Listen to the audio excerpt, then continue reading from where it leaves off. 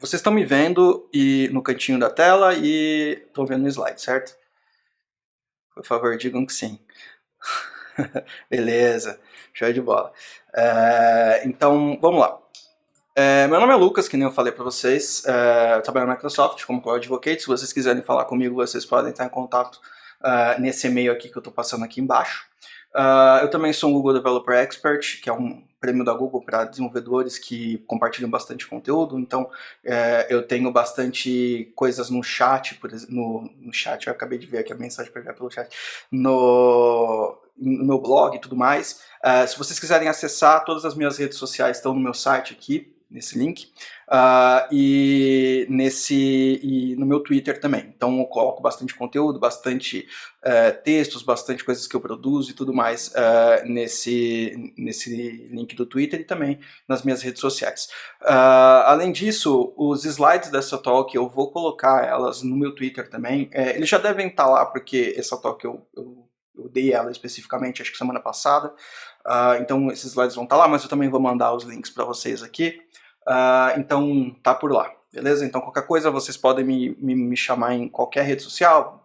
Se vocês tiverem alguma dúvida, pode me chamar no LinkedIn, pode me chamar no Telegram, pode me chamar onde vocês acharem mais conveniente para vocês. Fechou? Vocês vão ver que essa talk está em inglês, tá? Mas é porque ela foi feita para ser apresentada internacionalmente. Aqui a gente teve que fazer uma mudança de coisas de última hora aqui, eu não tive tempo de refazer ela inteira. Mas eu vou falar para vocês normalmente, tá? A ideia que eu quero mostrar para vocês hoje é o que é o Kubernetes, né? Eu não sei quantas pessoas aqui, fica meio difícil ver pelo chat mesmo e até pelo próprio por ser online, né, fica difícil dizer a ideia é mostrar para vocês o que é o Kubernetes e, assim, fica meio difícil a gente conversar um pouco sobre o Kubernetes, sobre o que ele é, sem saber quantas pessoas já usaram ou não usaram, tá? Então, eu vou fazer uma introdução do zero, então eu vou mostrar alguma coisa completamente vazia aqui, tipo, para quem realmente não manja nada, e a gente vai construindo a partir daí, tá? O Kubernetes, ele é uma ferramenta que ele foi criada pelo Google em 2000, ele surgiu de outras duas ferramentas que foram o Borg e o Omega. São duas ferramentas mais antigas que o Google usava para fazer a orquestração dos containers, né? Então, não sei se vocês já sabem ou não o que é um container, mas novamente vou explicar tudo, né? Um container, ele é eu vou dizer em palavras bem simples, tá? Existem outras definições para isso também. Mas o container, ele é essencialmente uma aplicação, ele é a evolução de uma máquina virtual, tá? Eu vou mostrar essa definição mais para frente, vocês vão entender melhor. Ele foi feito open source em 2015 pela primeira vez, então demorou 10 anos para que a gente pudesse fazer com que ele fosse open source. Hoje ele é mantido pela CNCF, que é a Cloud Native Computing Foundation, que é uma branch do Linux Foundation, então ela é completamente open source mesmo. E essa ferramenta ela veio para solucionar problemas em softwares distribuídos, quando você tem uma série de microserviços espalhadas por toda a sua aplicação e você tem que orquestrar todas essas chamadas, tá? Kubernetes em grego significa governador ou comandante, alguma coisa desse tipo. Então ele comanda um navio de containers. E quais são esses problemas basicamente que a gente teve, né? Basicamente a ideia era, quando você tem uma grande aplicação, você tem um problema de comunicação. Então, por exemplo, quando você tem muitos serviços rodando numa cloud, você não sabe qual serviço está comunicando com quem, você não sabe o que está acontecendo no meio dessa comunicação, porque você não tem um mapa sólido do que realmente está acontecendo, você não sabe quais são os caminhos que a sua informação está percorrendo. Tá? Além disso, você não tem esses erros esotéricos quando você tem uma estrutura mais legal. Quando você tem aplicações distribuídas, geralmente você tem, por exemplo, um serviço que comunica com serviço, que comunica com serviço, e aí quando um desses serviços no meio dá um problema, quem vai apresentar o erro vai ser o primeiro serviço que você chamou, só que não necessariamente ele vai estar apresentando o erro do outro serviço que foi chamado para ele. Ele vai estar apresentando o erro, na verdade, dele mesmo, né? Então fica difícil você entender de onde é que está vindo o erro. Outro grande problema é a escalabilidade, né? Então você fazer uma escalabilidade manual é realmente muito complicada. É bem difícil você fazer esse tipo de coisa. Quando você tem que escalar, então, por exemplo, uma loja virtual, você está numa Black Friday, você tem que escalar sua aplicação horizontalmente, é muito difícil você fazer isso manualmente, você tem que ir duplicando os serviços um a um, tá? E o Kubernetes faz com que isso seja muito fácil. Logs, né, e fazer esse tracing, que foi aquilo que eu falei para vocês, que a gente chama de deep tracing, ou então de deep logging, é quando você vai buscando todos os logs e numa cadeia de serviços até o final. Tá? Então, basicamente, ele transforma é muito mais fácil você fazer esse tipo de coisa. Além de que você também tem uma facilidade muito grande em trabalhar com rede, porque ele cria várias abstrações de rede em cima para você poder trabalhar com descoberta de serviços, com uma série de outras coisas, DNS, etc, etc, etc. E você só tem um lugar que você pode gerenciar isso tudo, né? Então, você basicamente não tem muito para onde correr. É muito mais fácil para você gerenciar o seu cluster no mesmo lugar. Então, o gerenciamento disso tudo fica muito melhor. Bom, isso aqui é um exemplo simples de uma aplicação nativa de cloud, né? Então, isso é um slide da Nginx Conf. É um slide de uma aplicação comum em microserviços. Então, você tem aqui um gateway, um API Gateway, você tem uma série de pessoas acessando esse API Gateway. Esses API Gateway tá bastante desfocado, acho que é por causa da qualidade do streaming, viu? Você tem um API Gateway, você tem um REST API, você tem uma série de serviços, uma série de outras coisas que vão aparecer para você aqui. Esses serviços vão se comunicar entre eles e também podem se comunicar com serviços externos. Então, por exemplo, você tem aqui pagamentos, você tem aqui envio de mensagens. Então, você tem um monte de serviços externos que vão estar se comunicando e você não sabe para onde eles vão indo. Você não tem esse mapa aqui, tá? Então, a grande ideia é você ter... isso aqui foi uma falha de animação, mas a ideia é você sair disso daqui, né, que são as máquinas virtuais, né? Então você tem aqui uma máquina virtual que era um kernel de um sistema operacional hospedeiro, né, um guest OS, um sistema operacional convidado, que era um guest OS. E aí você tinha sempre, por exemplo, na sua máquina virtual, que eu não sei se vocês já fizeram isso, mas provavelmente sim, pegar uma máquina virtual Linux e colocar dentro do Windows e dentro dessa máquina virtual Linux por uma outra máquina virtual e aí vai fazendo esse tipo de coisa. Basicamente, o que você tem uma série de bibliotecas que vão estar sendo sempre reutilizadas, mas só que você vai estar sempre reinstalando elas em todas as máquinas que você está colocando. Então, toda máquina virtual você vai ter o kernel, você vai ter as bibliotecas, né, do próprio sistema operacional e os seus apps rodando nele. E uma máquina virtual, ela pode demorar, assim, coisa de 2, 3, 4 minutos para ligar, porque é um sistema operacional inteiro rodando. A única coisa que você tem diferente é que todas as chamadas para o sistema operacional, né, por kernel que você está fazendo no sistema operacional convidado do Guest OS, você está, na verdade, fazendo para um hypervisor, que é uma ferramenta do hospedeiro, né, uma ferramenta da máquina virtual, que vai capturar todas essas mensagens e repassar ela para o seu sistema operacional para ele poder fazer isso, e aí ele vai devolver a resposta para dentro da aplicação. Então, a VM pensa que ela está rodando sozinha, mas na verdade ela está rodando dentro de um monte de outras máquinas, né? E aí a gente teve os containers. Os containers, a ideia é que eles surgiram primeiro no Linux, né? Então a ideia é que eles alteravam a origem, né, o chroot do sistema, para que ele pudesse rodar a partir de uma única raiz. E aí todos os processos achavam que eles estavam rodando basicamente sozinhos nas máquinas. Então você encapsulava os processos da máquina e fazia com que eles pensassem que eles estavam rodando sozinhos. E aí essa ideia foi evoluindo até que a gente teve as implementações, né, do LXC, que são os Linux Containers. E aí basicamente o que você tem são processos completamente envelopados em protocolos de rede, outros protocolos, que você vai, que vão pensar que eles são aplicações únicas, né? Então você tem máquinas virtuais dentro da sua máquina, só que a diferença é que você não precisa compartilhar, você não precisa reinstalar todo o sistema operacional, você compartilha as bibliotecas entre essas aplicações e você tem um hypervisor, né, no caso, que é o Docker Engine, que vai atuar como quem vai captar a ideia entre as comunicações entre a sua aplicação e o sistema operacional, né? Então ele capta essas mensagens e repassa essas mensagens. E aí a gente tem o Kubernetes, né? O Kubernetes ele vem para fora disso tudo, ele meio que encapsula todos os containers e ele orquestra esses containers, né? Ele faz com que você consiga escalar ou diminuir uma aplicação de forma muito, muito rápida e muito fácil. Né, e você também consegue gerenciar a rede, ele vai fazer toda essa gerência disso para você. E aí ele permite também que você coloque, por exemplo, plugins como o Istio e o Kiali, que são outros dois plugins feitos, um pela Red Hat e outro pela Google, que permite que você faça um negócio desse, que basicamente é um que a gente chama de Service Mesh, né, um Mesh Map.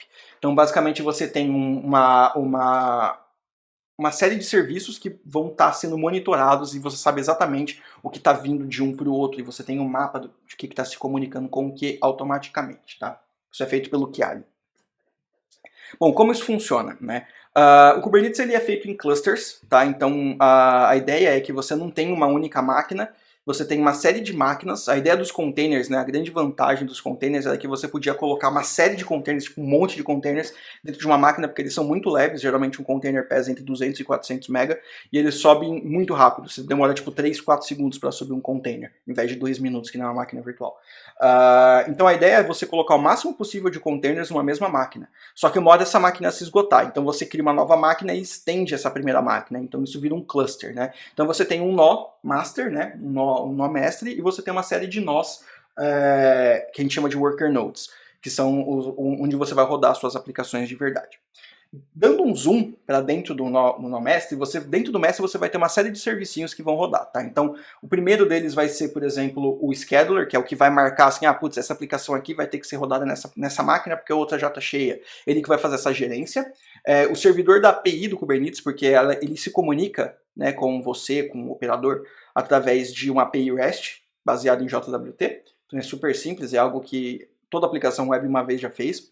Pelo menos quem trabalha com JavaScript com certeza já viu isso.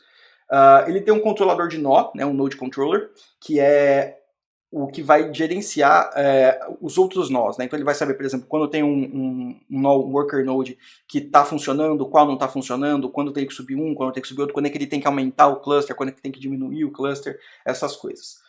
E aí, para guardar todas essas informações, ele usa um projeto open source da CoreOS que chama etcd, que é um state storage feito em chave-valor, tipo um Redis, mas ele é muito mais, ele é distribuído e ele é muito mais resiliente, né? Então, você inclusive pode tirar o etcd desse mesmo nó, se você quiser jogar numa outra máquina, por exemplo, e ele vai se comunicar normalmente com ele. Então, é bem legal você poder distribuir todo o Kubernetes, inclusive no seu core, assim, né? E aí, dando um zoom num nó, num worker node, a gente vai ter poucas coisas. A gente vai ter o que a gente chama de kubelet, que é como se fosse um watchdog, um processo que ele fica constantemente vendo o que está acontecendo dentro do nó e comunicando o que está acontecendo dentro do nó para a master, né? Então ele vai se comunicando e falando, esse nó aqui está com tanto de memória, esse aqui com tanto de CPU, e ele vai comunicando tudo que está acontecendo dentro do nó. Junto com ele também tem um Docker Engine, que é o Docker é o gerenciador de containers, é o que vai subir os containers para você, o que vai fazer o meio de campo entre o sistema operacional e os containers. E ele tem um proxy de rede também, onde ele pode fazer toda a camada de rede para você, tá? Para se comunicar com tudo isso, a gente usa o kubectl, tá? O kubectl é uma linha de comando, uma ferramenta de linha de comando, que ele só é o único ponto de controle entre um operador e o Kubernetes, para qualquer operador e para qualquer instância do Kubernetes. Então ele é uma única ferramenta de controle, é muito fácil, então todo mundo vai ter a mesma ferramenta. E ela é a interface humana entre você e o cluster. Então basicamente o que ela faz é se comunicar com a API. Tá? Ela se comunica com essa API e aí ela faz o que você precisa que ela faça. Tá? Ela é baseada em arquivos de configuração, então são arquivos .kube.config, por exemplo, que é um YAML grande e você pode colocar vários clusters dentro. Então isso facilita muito quando você tem que, por exemplo, migrar entre um host e outro. Então você tem várias máquinas, sério, você quer manter os seus dados para acesso de uma máquina para outra máquina, por exemplo, trocou de máquina no trabalho, alguma coisa do tipo, você consegue fazer só colocando o seu arquivo de configuração, por exemplo, numa nuvem, baixando ele, e aí ele vai automaticamente ler isso daí. Então, como ele é o padrão para todos eles, é muito fácil de você conseguir fazer manutenção, né? Então, isso daqui, né, é a ideia por trás do que a gente chama de control plane Kubernetes, né? Então você tem a pessoa que está monitorando ele, que está mexendo com ele, você tem um kubectl, esse kubectl vai ler um kubeconfig e ele vai se comunicar com uma API do Kubernetes, né? E aí essa API do Kubernetes vai fazer a comunicação com o etcd, com o master, e aí vai alterar os estados e consequentemente vão criar os recursos que a gente vai precisar, tá? Uma outra coisa bacana do Kubernetes também é que o Kubernetes ele é uma ferramenta que permite que você crie coisas de forma declarativa. tá? Então, você tem arquivos YAML, né?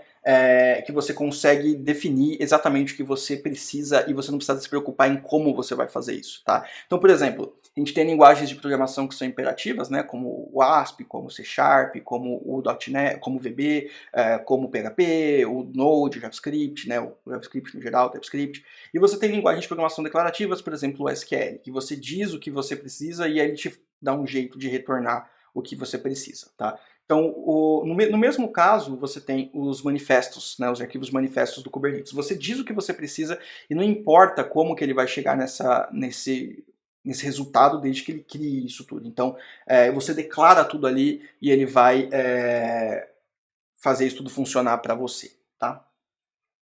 Só que, assim, o problema é que enquanto o sistema do Kubernetes ele é muito, muito bom, ainda assim fica meio difícil, é bastante complicado para você instalar ele e ver as coisas e tudo mais, né? Fica meio que esse trânsito aqui, fica tudo meio um caos. Então, a ideia é que existam serviços, as pessoas vendo isso, né, viram várias dificuldades. Então, primeiro, fazer descoberta de rede é muito complicado, porque mesmo que você tenha que instalar o Kubernetes na mão, é muito difícil você fazer qualquer tipo de descoberta de rede, isso exige um conhecimento de rede bem avançado. Clusterizar qualquer coisa é muito complicado também, isso em qualquer aplicação.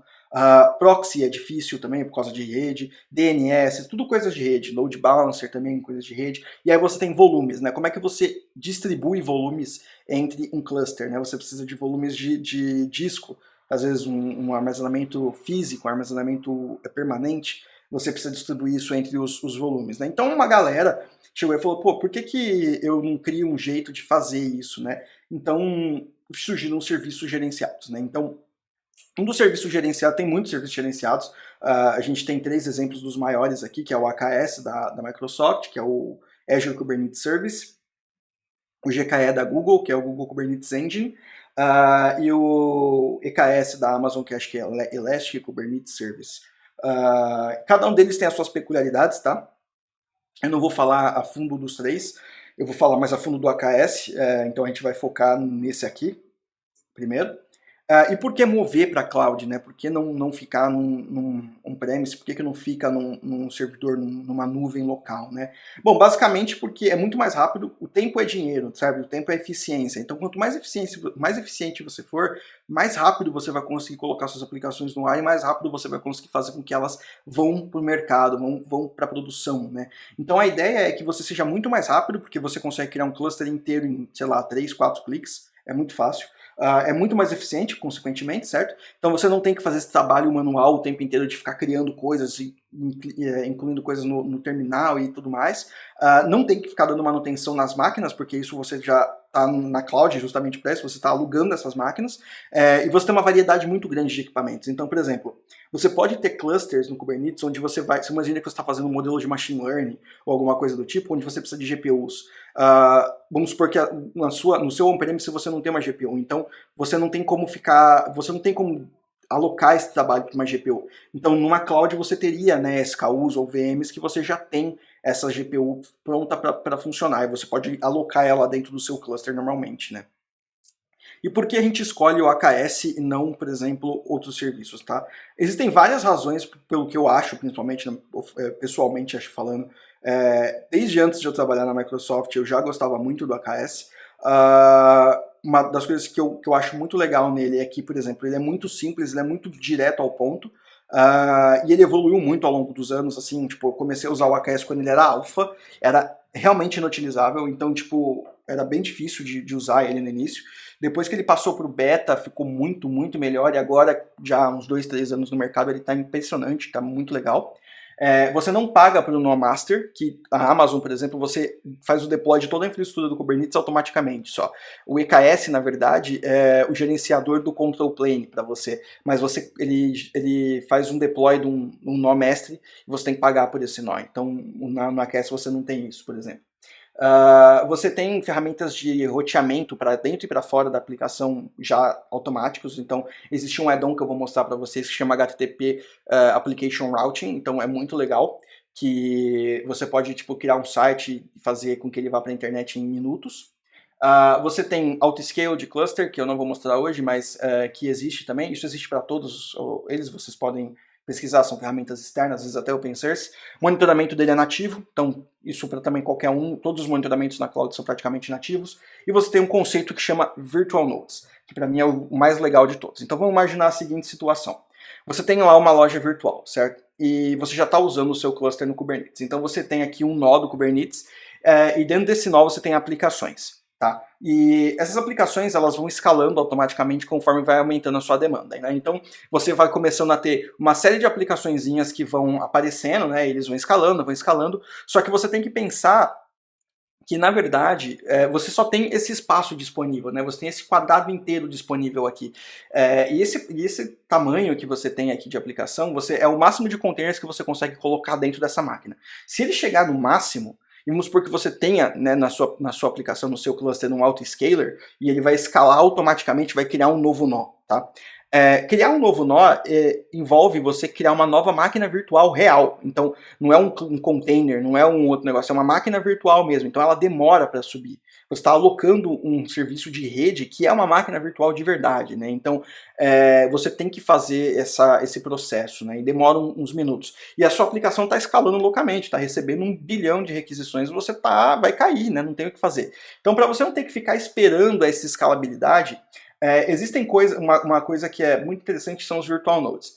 A ideia dos Virtual Nodes é que você possa passar uma aplicação, ou você possa fazer inclusive deploy dessa aplicação direto dentro desses Virtual Nodes, e esses Virtual Nodes eles existem numa pool infinita de recursos. Então você pode criar outros nós virtuais instantaneamente, eles vão sendo criados ali, e eles vão subindo as aplicações em tempo real. E você paga essas aplicações pelo segundo de uso.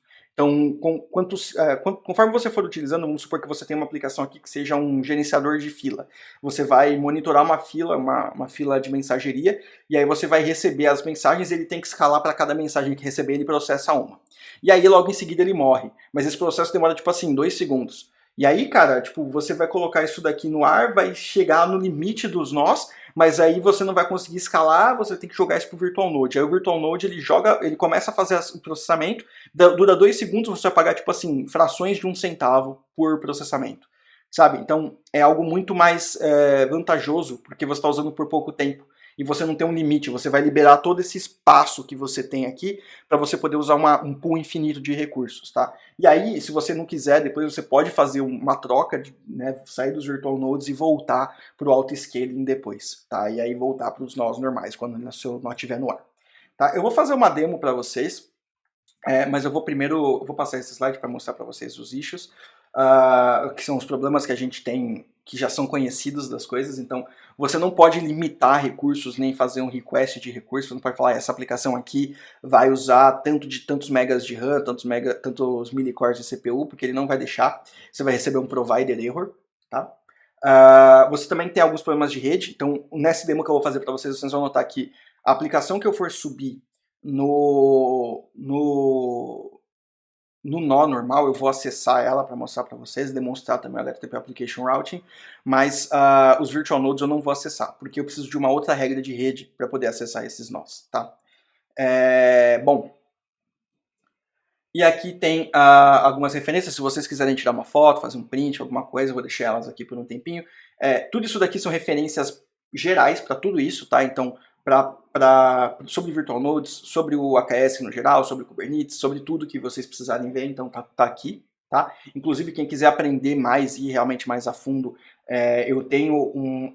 existe um workshop de Kubernetes na Azure, que você pode fazer aqui, tá? E, bom, enfim, tem uma série de outros recursos. Eu escrevi um livro sobre Kubernetes também, está disponível pela Casa do Código. Eu vou mandar para o pessoal um código de desconto que vocês vão poder usar também. Legal? Então deixa eu fechar aqui, eu vou começar a mostrar essa demo para vocês. Bom, o que acontece? Agora o que eu vou fazer é o seguinte, eu vou passar aqui, eu vou entrar no meu repositório, no meu portal da Azure, tá? Então vocês conseguem acessar esse portal, portal.azure.com, quem não tem conta, é só fazer uma conta gratuita, você ganha acho que $200 de crédito para você usar grátis, tá? É mais do que suficiente para fazer isso que a gente está fazendo aqui. E aí é que eu vou fazer é o seguinte, eu vou abrir aqui o meu repositório onde eu tenho os exemplos para vocês verem. A primeira coisa que a gente vai fazer aqui é a gente vai criar um cluster do Kubernetes, tá? Então eu vou entrar no portal, né? Então tá por aqui, eu vou entrar aqui no meu padrão, você vê que não tem nada, vou criar um novo recurso. Criar um novo recurso e aí aqui já tem Kubernetes Service, tá? Eu posso só clicar nele e ele vai funcionar. Então aqui tem a minha subscription e tudo mais. Eu vou ter que criar um novo resource group, tá? Então eu vou colocar como AKS demo aqui.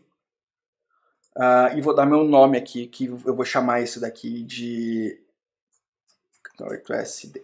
8S é Kubernetes, tá? Que são K, 8 letras e o S, Kubernetes. Aqui é o número de nós iniciais. Recomenda-se sempre começar com 3, mas como a gente está fazendo essa demonstração, eu vou começar com um nó só, porque eu não vou fazer muita coisa.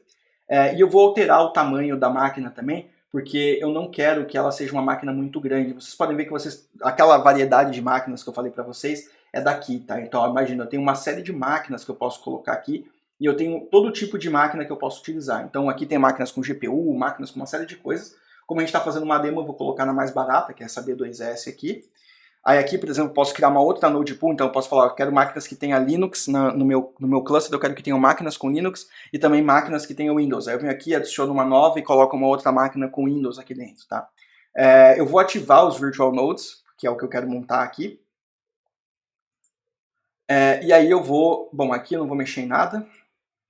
No networking eu vou ativar o HTTP Application Routing, esse carinha aqui. Tá? Então o DNS dele aqui eu vou chamar de... Bom, pode ser esse aqui mesmo, só vou tirar o DNS da frente. O DNS vai ser o nome que a gente vai acessar na internet depois, ele vai criar um domínio pra gente, tá?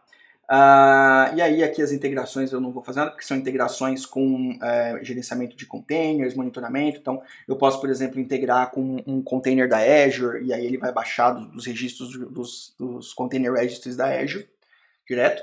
Aqui eu vou fazer um review e create, então vamos lá. Bom, qual que é a ideia? Eu vou subir duas aplicações, tá? O primeiro exemplo que eu vou mostrar para vocês é como é que a gente pode criar uma aplicação, subir essa aplicação e acessar ela externamente, tá? Então, isso aqui é um arquivo comum de manifesto do Kubernetes, normal, tá? Então, a gente tem vários... Eu não vou chegar a explicar exatamente a fundo o que está neles, porque é realmente uma outra palestra isso. Mas eu vou chamar isso aqui é um deployment, é um tipo de workload que tem no Kubernetes. Esse workload vai chamar party clip. Então ele é uma aplicação que você acessa e ele mostra aquela figurinha do clip, né, do Word, falando assim, parece que você está querendo construir um microserviço, então é uma coisa bem besta assim, mas é uma coisa bem legal para exemplificar. Então a ideia é, eu quero ter uma única réplica dele, então aqui é onde eu faço as especificações do meu sistema, tá? Então eu quero ter uma única réplica dele aqui, e todos os... O que o deployment faz, né? Ele agrupa containers. Então todos os containers que tiverem uma label app, e esse valor dessa label for party clip, vai estar dentro desse deployment. Por que é legal agrupar esses deployments? O que o deployment faz de diferente? Se eu falar, eu quero ter 50 mil réplicas desse container aqui, ele vai duplicar isso aqui 50 mil vezes, tá? Então, é tão fácil quanto isso, mudar a quantidade de escalas que eu tenho nisso aqui, tá? E aí aqui é o template dos meus containers, né? Então, eu tô falando que os meus containers todos vão ter uma label que chama party clip, e as especificações. Então, esse container, eu posso ter mais de um container dentro de um pod, né? Um pod é uma especificação que pode ter um ou mais containers dentro dele. Nesse primeiro container, eu vou ter uma imagem, que é a party clip, que vem dessa imagem aqui no Docker Hub, tá? Ele vai chamar party clip, e ele vai precisar pelo menos de 100 milicores de CPU e 128 MB de memória, e no máximo 250 milicores e 256 MB de memória. Não deve nunca passar disso, tá? E aí, a única coisa diferente entre aqui esse container e os outros é que esse container ele é um container de terminal, então ele roda no terminal. Então eu preciso que ele ative o modo de TTY, né, para eu poder ativar para ele poder acessar o container e poder entrar dados, né, dar o standard in. Então você tem aqui um standard in, e o comando que eu vou dar assim que ele subir, tá? Então basicamente essa é a ideia da coisa toda. Legal? E aí aqui é a porta que ele vai disponibilizar para fora, né? Então a gente tem a porta aqui, o container port, que ele vai disponibilizar para fora aqui para fora da máquina. Legal? Bom, aí para fazer com que esse container ele seja acessível, na verdade, né? Qual que é o grande problema que surgiu? Containers, eles são voláteis, então se eles morrem, eles vão simplesmente aparecer com um IP novo. Então como é que você vai fazer um apontamento de rede que fica alterando o tempo todo, né? Então basicamente foi criado uma abstração em cima desse protocolo de rede que a gente chama de service. Tá? Então os services, o que eles fazem? Eles vão pegar deployments ou workloads, né, coisas no geral que tenham um determinado seletor em labels e vão agrupar todos eles em cima de um único IP. Tá? Então basicamente o que eu estou falando é o seguinte, estou falando que todo mundo que quiser acessar o party clip, né, ele vai selecionar todo mundo que tiver essa app com o valor party clip, e aí ele vai fazer um port forward, né? Todo mundo que acessar o endereço de IP desse serviço na porta 80 vai ser redirecionado para o endereço de IP para a porta 8080 dentro do pod, do container. Então o que eu estou fazendo é um port forwarding de criar um endereço de IP para esse cara aqui e direcionar, criar um endereço externo para ele e fazer com que ele seja acessado numa porta e ele seja direcionado para a porta 8080, que é a porta que a gente está exportando dentro do container dali, certo? Só que, por padrão, a gente está falando de IPs aqui, tá? Por padrão, todo acesso externo ao Kubernetes, todo mundo que venha tentar acessar externamente o Kubernetes, ele é bloqueado por padrão. Tá? Então, por exemplo, você vai tentar acessar via DNS, www, qualquer coisa, e ele está dentro de um cluster e você não tiver uma regra para usar isso, você vai ser bloqueado, você não vai poder entrar nesse cluster. Tá? Então, você tem que criar uma regra de ingresso, né? Que é por isso que a gente tem esse outro workload que a gente chama de ingress. Então, aqui, vou esperar aqui a finalização da criação do cluster, tá? Já deve estar nos finalmente. Mas aqui, basicamente, a ideia é o seguinte.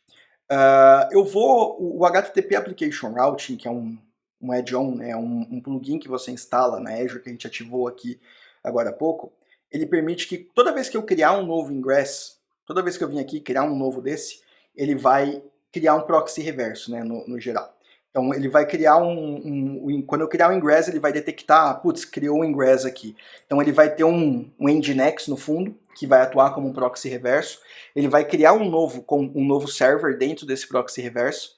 E vai falar, se eu acessar através de host aqui, né, desse endereço que eu vou colocar aqui, eu tenho que cair nesse endereço de IP.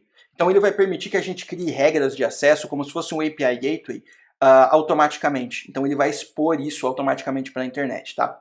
Aí que tá algumas recomendações. O HTTP Application Routing, né, você fazer essa externalização do Application Routing, ele não é recomendado para aplicações em produção, tá? Porque ele não tem todas as funcionalidades isso a gente chama de Ingress Controller, tá? Ele não tem todas as funcionalidades que o Ingress Controller oficial, que é o Nginx Ingress Controller do Kubernetes, tem. Tá? Então, se vocês forem usar para testes ou para aplicações internas, desenvolvimento, beleza, não tem problema, mas troquem depois para um Ingress Controller oficial, tá? Que eu vou mostrar para vocês. Não vou mostrar como instala, mas vou mostrar qual que é para vocês aqui. Tá? Bom, então basicamente o que eu estou fazendo aqui é o seguinte. Para eu falar para ele usar o Application Routing, eu tenho que vir aqui e colocar essa anotação. Então eu vou aqui e coloco aqui Annotations, Ingress Class, Addon HTTP Application Routing. Se eu tivesse instalado o Ingress Controller do Nginx, eu substituiria isso daqui por Nginx. E aí ele vai usar um outro controller para isso, tá? E aí as regras de entrada são as seguintes.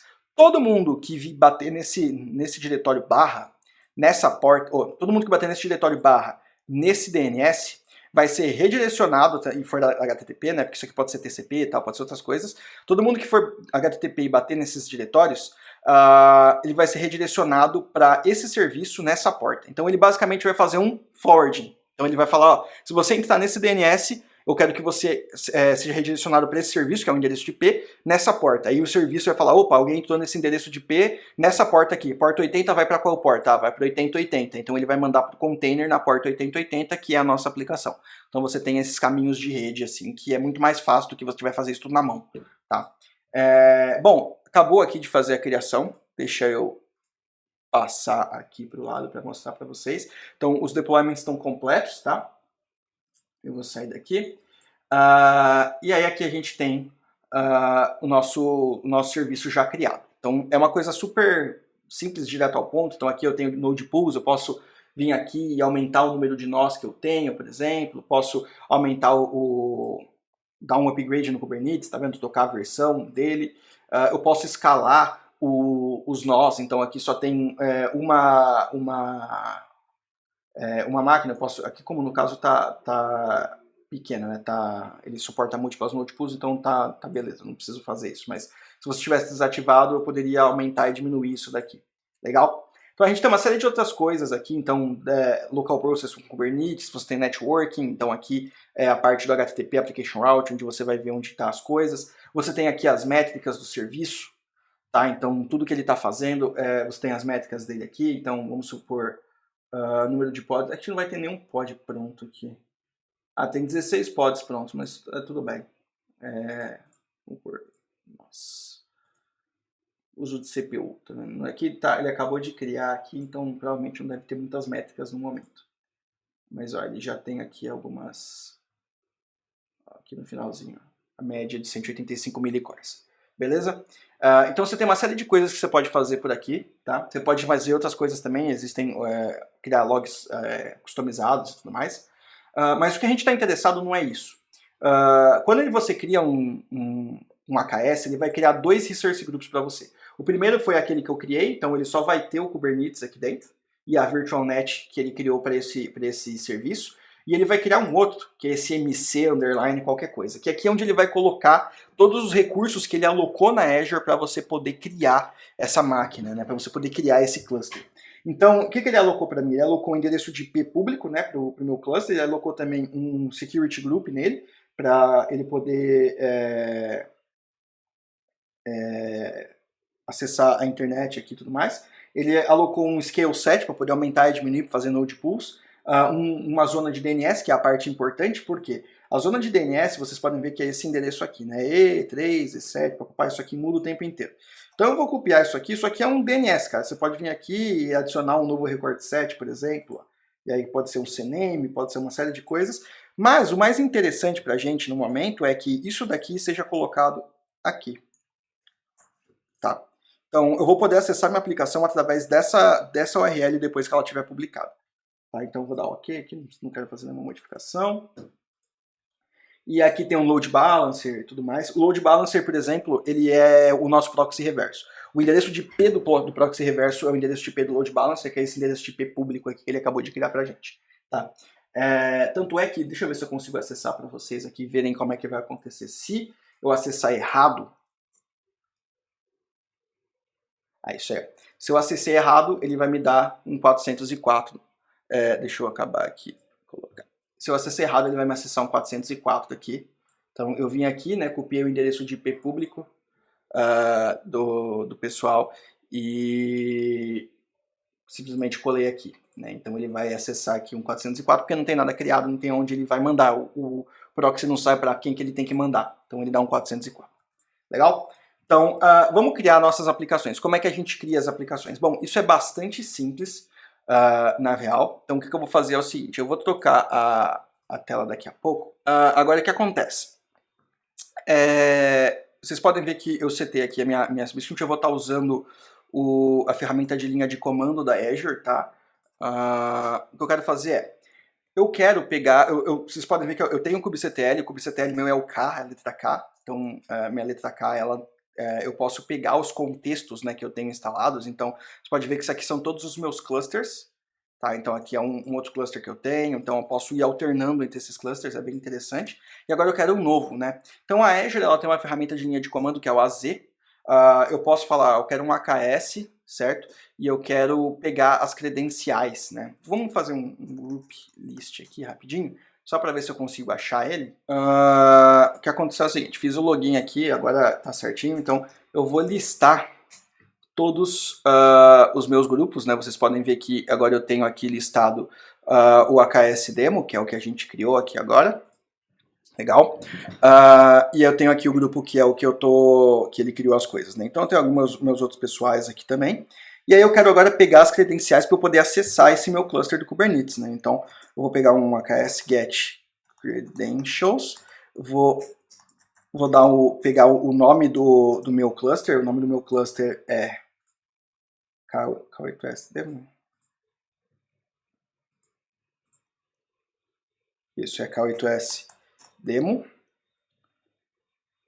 Então, eu vou até pôr a telinha aqui. Acho que provavelmente vocês não estão conseguindo ver essa tela, está muito pequenininha, mas é K8S Demo. E o Resource Group dele, que é onde a gente está, que a gente vem ver ele através aqui da lista, né? Então vocês podem ver que é a KS Demo, o nome do Resource Group.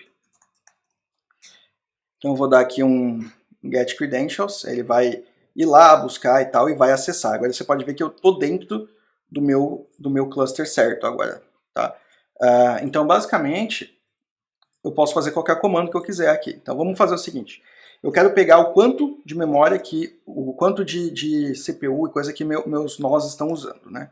Então eu vou dar um kubectl top nodes. Então você pode ver que eu só tenho um pool, né, um normal, que é a minha máquina virtual real, que está usando 172 milicores, 9% da CPU, ou então está utilizando 1 mega e pouquinho, né? De 2, um pouquinho mais de 2, ele está usando 1 giga 275, tá? 1275 mega. Então a ideia eu posso fazer qualquer coisa aqui. Então se eu pegar aqui e eu quero ver todos os meus deployments, não vai ter nenhum, tá? Então não tem nada.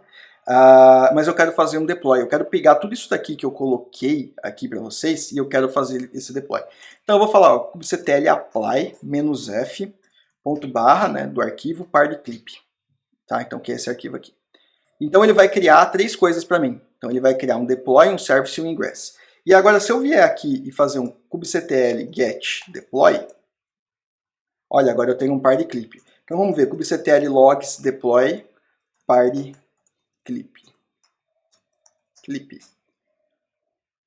Não tem log nenhum, porque ele não executa, certo? Não tem nenhuma execução. Então se eu tivesse um log, ele seria exibido por ali.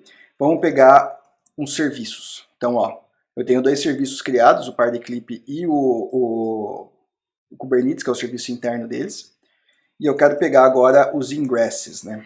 Quero ver aqui, ó, tem um par_clip e esse aqui é o endereço que eu tenho que acessar. Vamos ver se esse endereço funciona. Deixa eu abrir aqui a lateral. E aí, vamos entrar nesse endereço. Parece que ele ainda não criou o resource aqui, então vamos dar uma olhada.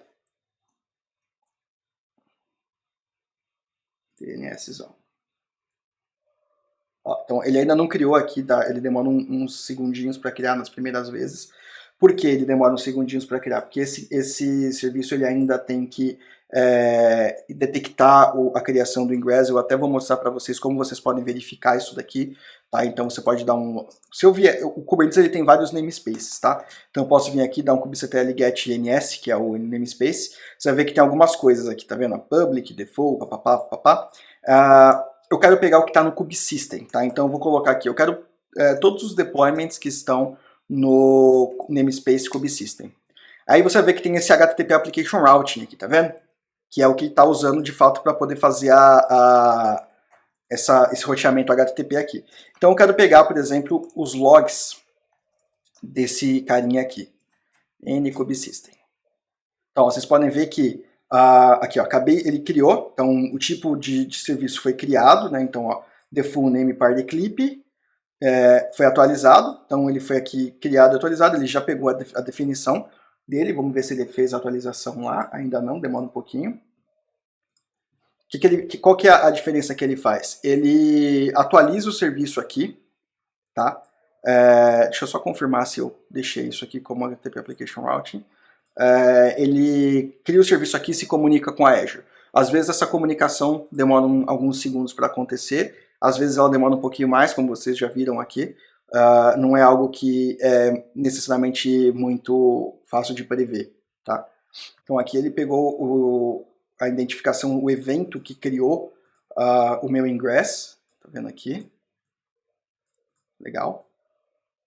Como também o cluster é novo, tá? Eu acabei de criar o cluster, então ele demora um tempinho. Então, para vocês verem que eu não estou mentindo, que demora um pouquinho mesmo, aqui tá os dois registros do DNS. Então, é um A que vai ligar para o basicamente, isso aqui ó, é o IP do nó. Lembra aquele IP que eu acessei, que deu 404? Então, esse é o IP do nó. Mas por que ele não vai acessar, quando eu acesso aqui da 404, quando eu acesso pelo DNS funciona? Porque ele pega o endereço de DNS e bate lá numa tabela de verificação. Então o que acontece é que eu posso vir aqui agora, vou ver se eu consigo dar um refresh aqui para tirar o cache. Enquanto isso, eu vou aproveitar e ir adiantando a próxima demonstração que eu ia fazer para vocês. Então, ao invés de eu criar tudo isso daqui, eu vou criar também um outro serviço que eu chamei de Node Simple API. Então, no Docker Hub, no meu Docker Hub, vocês vão ver que tem uma aplicação, uma imagem, na verdade, que chama Node Simple API. Tá? Então, quando eu entrar aqui, estou entrando no Docker Hub aqui, eu vou mostrar para vocês já. O que eu tenho que a única coisa que eu tenho que fazer é trocar os nomes aqui da aplicação, certo? E eu tenho que trocar o nome da imagem que eu quero fazer o deploy. Então, aqui dentro, né, vocês estão vendo que, vou até colocar aqui em cima para vocês conseguirem ver as duas. Eu tenho uma série de imagens aqui, e a mais simples delas é essa Simple API aqui, Node Simple API. Qual que é? Não é essa não, eu acho que não é essa. Scalable Node API. Essa imagem ela tem duas tags, então a tag 1.0 ela vai responder muito rápido, tá? Então a grande diferença, ela tem um delay pequenininho. E a tag 2.0 ela tem um delay maior, tá? Então essa é a grande diferença entre uma e a outra, tá? Bom, aqui basicamente o que eu queria demonstrar para vocês é a escalabilidade horizontal dessa API, para mostrar para vocês onde é que ela está sendo executada. Vamos ver se o par do clipe foi. Opa, agora sim. Isso aqui é porque é HTTPS. Então, ó, tá vendo? Acabei de colocar minha aplicação aqui. Então, tá rodando, tá? Agora, o que eu quero fazer, antes de eu fazer essa outra demo, o que eu queria mostrar para vocês é o seguinte. Vamos supor que o Partyclip seja uma loja virtual. E essa loja virtual, ela tá no pico, né? Então, eu vou simular isso daqui para vocês. Eu vou dar um kubectl scale deploy Partyclip. Eu quero 30 dessas paradas aqui. Então,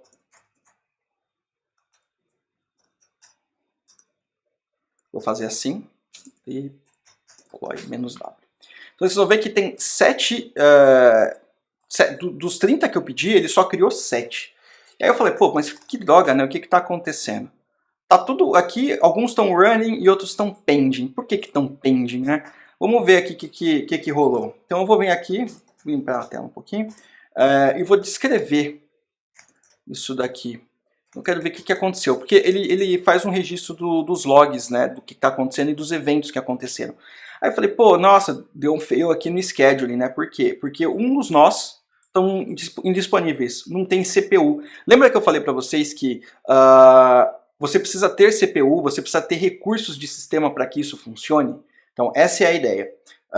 Você tem que ter recursos de sistema no seu nó aqui. Então a gente chegou naquele caso onde eu tenho meu quadrado todo cheio. Eu não consigo esperar isso daqui aumentar, tá?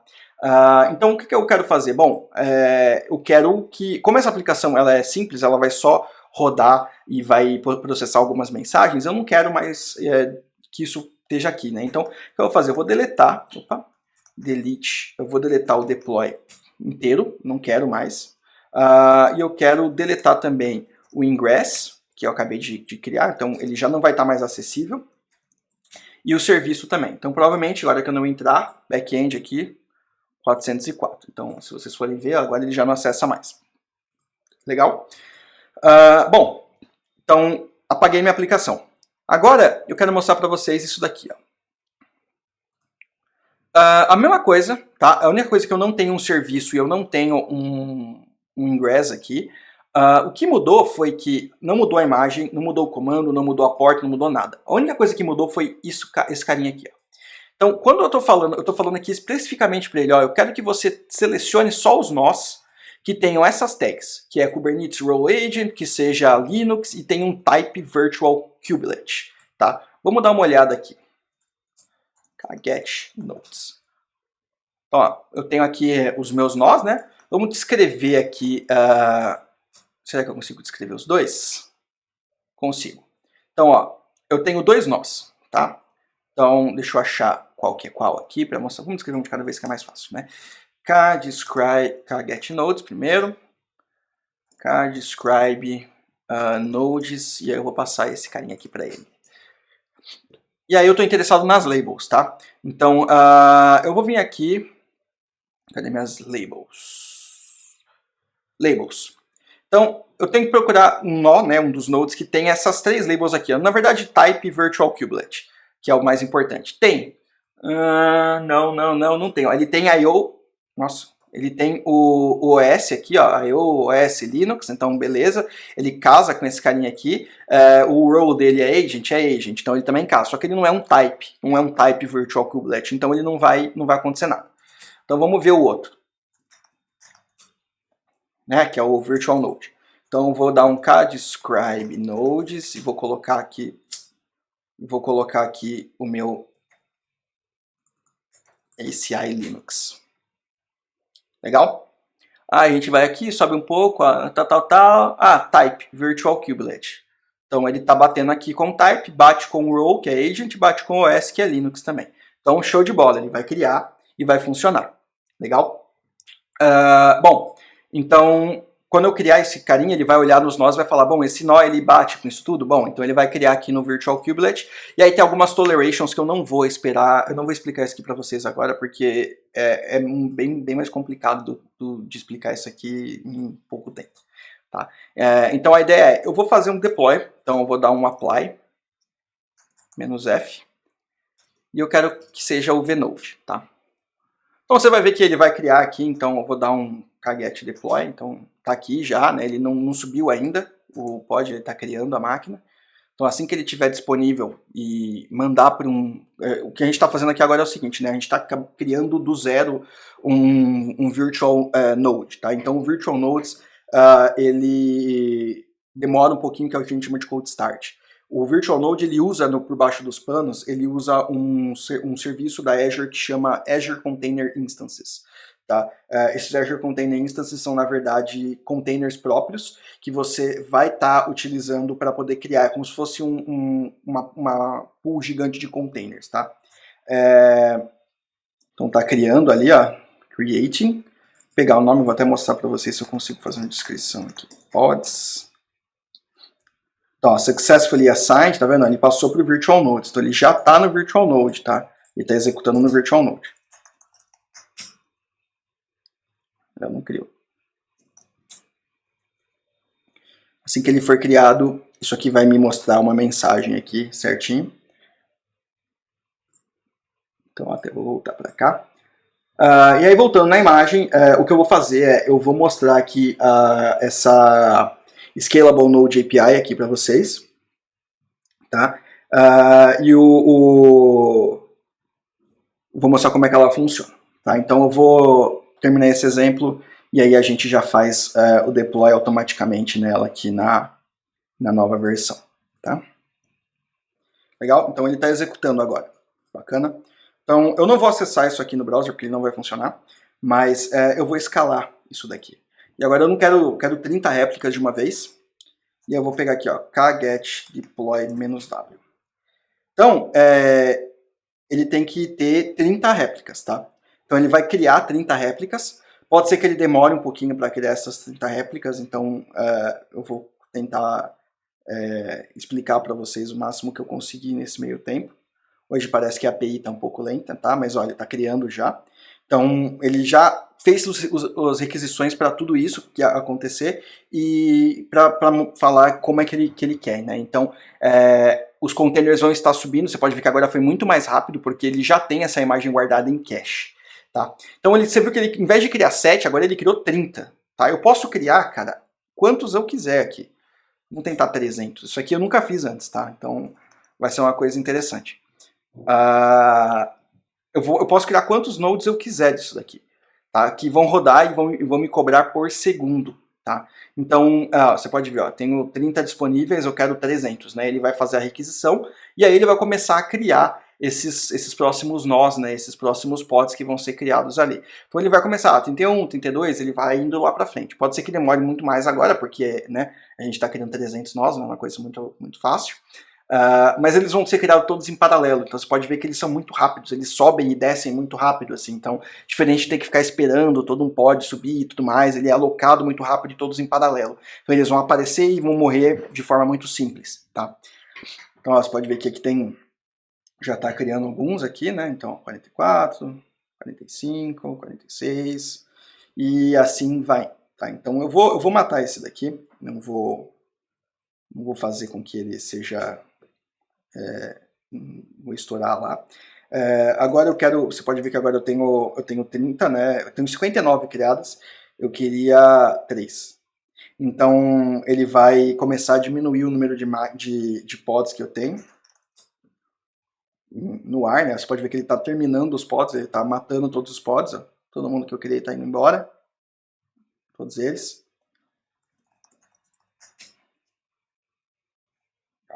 Ele não tem nenhum, tá criando um. O que acontece é o seguinte, quando você dá um scale down, ele vai matar todos os pods e aí vai criar um novo, tá? Então por isso que ele é recomendado principalmente para coisas que são de processamento direto, não coisas que ficam online o tempo inteiro. Legal? Delete, deploy, party clip. Então matamos isso. Agora a gente vai para uma zona aí que não era a demo original dessa palestra, tá? Eu vou demonstrar para vocês como que eu consigo fazer um upload, como é que eu consigo fazer um deploy de uma imagem simples e alterar em tempo de execução ela sem ter downtime, tá?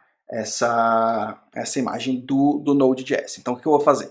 Eu vou manter isso aqui igual, a única diferença é que eu vou trocar tudo que for party clip por Node API.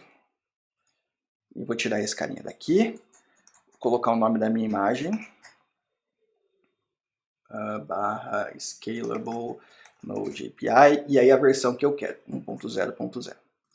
Então aqui eu tenho os limites, eu não quero esse carinha aqui. A porta que eu vou liberar lá vai ser 8080, para ele. Eu tenho que ter uma variável aqui dentro, tá? Name, e port aqui. Value 8080. Tem que ser Você sempre pode pegar referências, até o próprio kubectl ele tem. Se você for vir aqui e fizer um kubectl explain, e aí você dá um deployment, ele vai vir aqui e ele vai te explicar como é que é feito, né, o objeto, spec e tudo mais. Então você sempre pode ir atrás e pedir para ele poder te explicar como é que isso funciona, tá? Então deixa eu só pegar aqui o modelo de um arquivo de manifesto desse tipo. Então aqui basicamente é o nome da variável de ambiente, o valor dessa variável de ambiente. Eu quero todo mundo com o nome Node API, beleza, tá funcionando, é Node API, tal. Porta 80 do serviço vai para a porta 8080. Inclusive uma coisa que eu posso fazer aqui, em vez de, por exemplo, dar um número, eu posso dar um nome. Eu posso falar que isso aqui é a porta HTTP, por exemplo, dela. E aí, em vez de eu colocar aqui um número, eu posso pôr HTTP. Desse jeito eu posso vir aqui e alterar a porta para qualquer coisa que eu queira, sem precisar mexer aqui no service, tá? Então o target port pode ser HTTP. Eu posso fazer a mesma coisa aqui com a porta do service, então eu vou chamar HTTP aqui também. E aí service port HTTP.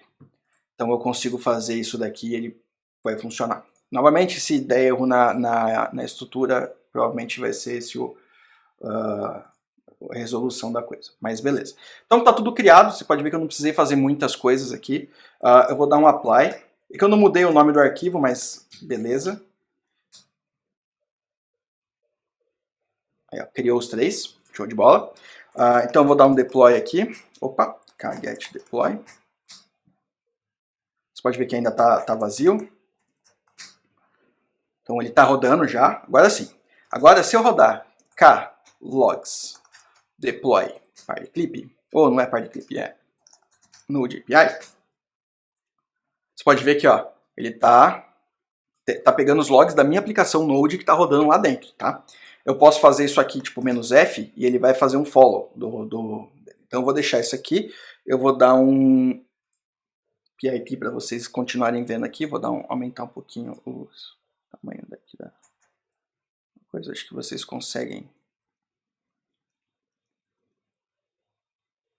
Beleza, acho que dá para vocês verem sem precisar marcar lá.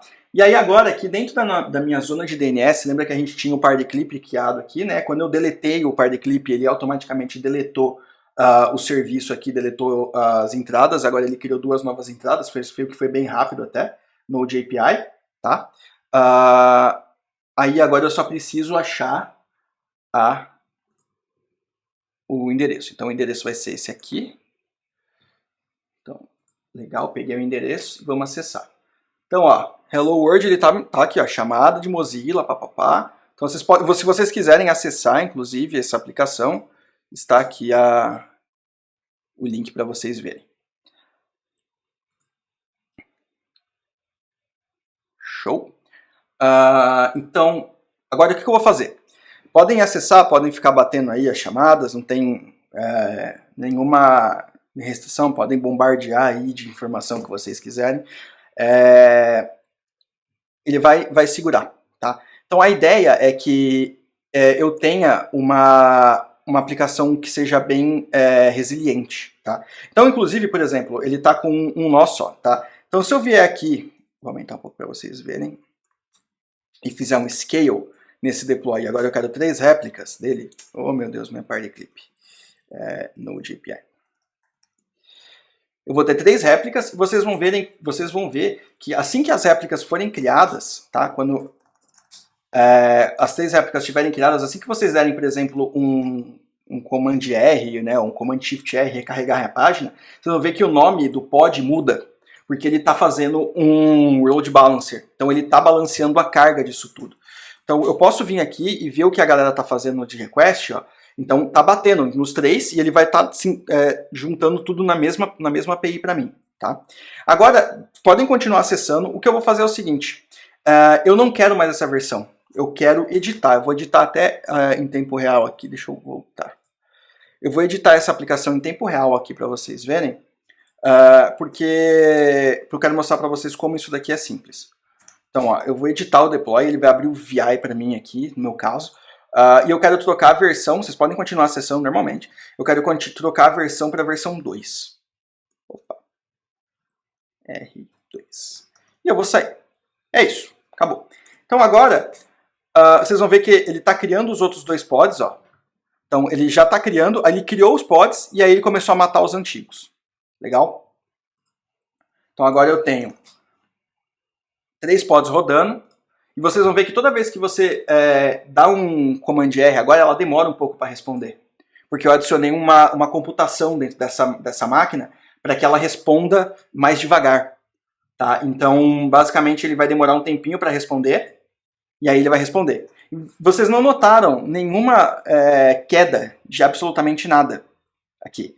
Porque eu acabei de fazer o update da minha aplicação numa versão e para outra versão completamente em produção ao vivo. Então, vocês não notaram queda, vocês não notaram nada. Isso pode ser feito para qualquer aplicação, inclusive APIs longas, APIs grandes. Tá? Vocês podem fazer isso trocando versões. Basta vocês versionarem a imagem e ter uma imagem salva no Docker Hub lá para vocês poderem fazer isso. Legal? Então, essa é a ideia. Tá? Eu vou voltar aqui para minha cara, porque era isso que eu tinha para apresentar para vocês hoje. Tá? Então, espero que tenha sido esclarecedor para todo mundo. Foi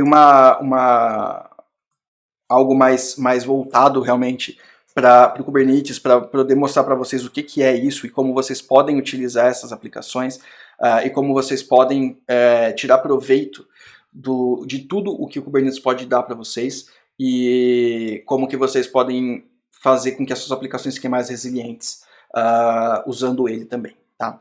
Então, basicamente foi isso.